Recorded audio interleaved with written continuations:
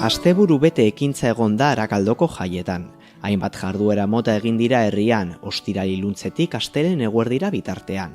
Udalak positiboki baloratu du ekintzek izan duten jarraipena, baina aitortu du beroak eragina izan duela parte hartzean. Jaiak oso ondo joan dira, ostiraletik eta larun bat egun osoan.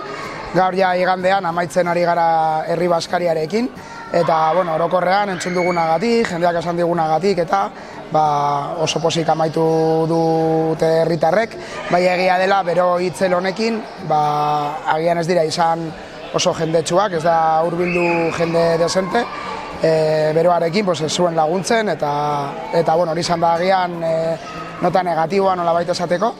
Baina, baita ere, baliatu dugu beroa, ur jolasak egiteko, eta bestelako aurreikusita zeuden ekimen batzuk egiteko, eta orokorrean, pozik gaude emaitzarekin, eta beti bezala, jai hauek dira aitzaki bat herria egiteko, herritarrak elkartzeko, agian normalean urtean zehar elkartzen ezaren pertsonekin hitz egiteko, elkartzeko, eta herri egiteko denon artean, gure jaiak antolatzeko eta gozatzeko.